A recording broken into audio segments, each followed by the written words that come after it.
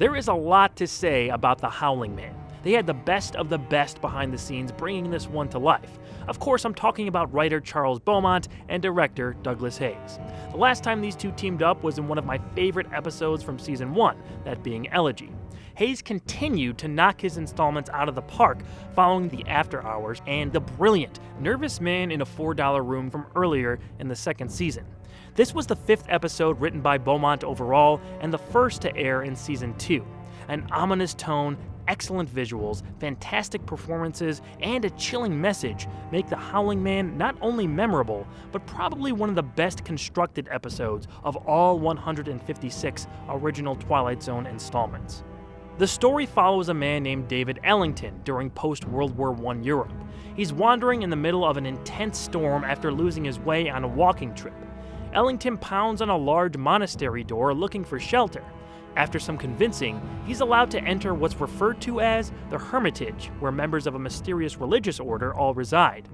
Ellington passes out from sickness and later, after hearing strange howling sounds, discovers that the order has a man imprisoned. The man pleads with Ellington to let him out and calls the brothers in the Hermitage religious fanatics. The leader of the group, Brother Jerome, eventually explains to David that the man imprisoned is the devil himself. The only thing keeping him from escaping is Jerome's staff of truth. He warns Ellington to not listen to the man in the cell and to stay away from him at all costs. David is left to wonder who is really telling the truth. Based on Beaumont's short story, The Howling Man went through several changes from print to screen. Beaumont changed several aspects of the original tale when writing his teleplay, but Douglas Hayes made a few more significant changes of his own, which we'll get to in the twist section. They mostly have to do with the visuals of this episode, an aspect that were absolutely striking and delivered powerfully by the famously image-driven director. Canted, or Dutch angles as they're known, are used often in this episode. From the first frame all the way up through nearly the end, they're shown with purpose, suggesting an eerie feeling, or more practically, mirroring the illness that our main character is experiencing. When David first enters the Hermitage, he's sick from being out in the storm. His wooziness leads to a fall that the camera matches with a tilt, mimicking Vertigo.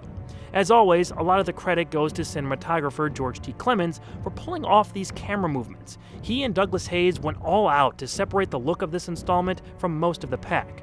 Let's talk about the performances next, because they're just as important to the story as everything else. H.M. Wynant plays Ellington very theatrically. With how the script is written and the other characters and actors involved, this wasn't out of step with the episode, but I think he's by far the weakest of the cast. There's something about his delivery and expressions that could have been reined in a bit. In contrast, the legendary John Carradine nails his over-the-top portrayal of the Moses-like Brother Jerome. Pretty much every second he's on screen is a joy. What you saw is not a man. It is the devil himself. He's the devil. How do you keep him locked up? With the staff of truth. The one barrier he cannot pass. In the short story and teleplay, the staff of truth was actually a cross, but Douglas Hayes suggested changing it to avoid offending Christian groups who may see the show. Beaumont was against the change, but the staff of truth prevailed. The scenes with Robin Hughes as the Howling Man are genuinely engaging. His exchanges with Ellington make us question what's really going on. Speaking of which, this is an episode you should see for yourself before hearing my thoughts on the ending. It's definitely a recommendation for me, and I think just about everyone can find some attribute to like here, even if you're not a fan of the full piece. So again, go ahead and give it a watch if you've never seen it. Ultimately, Ellington chooses to believe the man locked up in the cell. David steals the key to the room he's locked in with Brother Christophorus and quietly walks to the Howling Man. He removes the staff of truth blocking the cell door and frees the prisoner.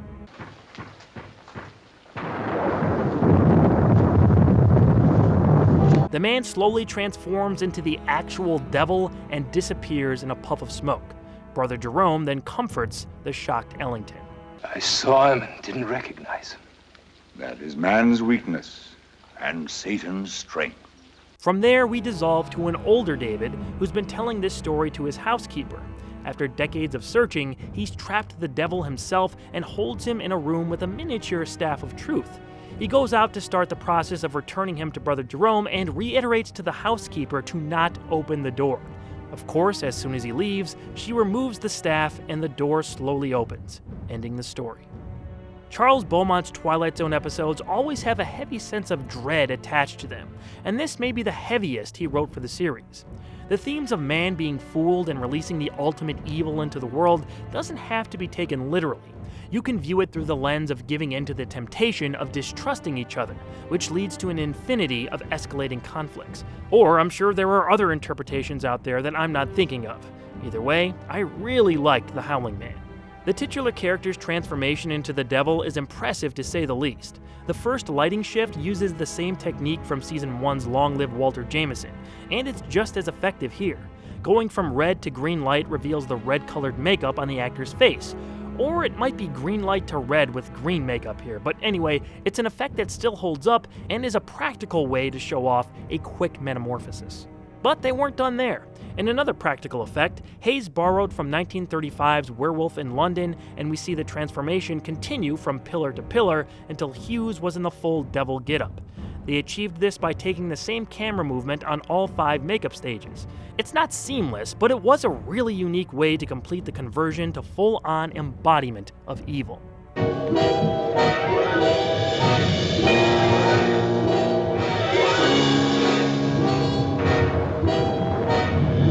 That music there really lifted the moment too. Supposedly, it's an unused theme for the Twilight Zone opening. It fits in perfectly here, building on the demonic transformation we're seeing. This reveal was another point of contention between Beaumont and Hayes. In the original short story, the devil is never seen at all. It's heavily implied that the Howling Man was who Brother Jerome claimed him to be, but some of it is left up to the imagination. In Beaumont's teleplay, he went a step further to have Ellington grab the character's foot as he escapes, only to find out it was a cloven hoof he was touching. With Hayes being such a visual director, he felt strongly that they needed a bigger payoff, and we got what we got. It was another big change Beaumont was against, but Hayes had the final say. While the makeup transitions are pretty outstanding, having the devil look so stereotypically devilish feels like a little much. The show used this character in a handful of stories, but he's always shown in an unconventional way. This depiction kind of went against that, but I can't complain too much. While a more subtle reveal would have worked, this one still made for a well-executed, memorable moment. The ending with the door opening is creepy and appropriate, but the original short story finished on Ellington being told that the brothers had recaptured the Howling Man. An uncharacteristically positive wrap-up for a more well-known Beaumont story. As for the episode, you should check it out again if you already have. If you've never seen it and know the twist now, it's still worth watching for the exceptional production aspects and performances. Ancient folks saying, you can catch the devil, but you can't hold him long. In the Twilight Zone.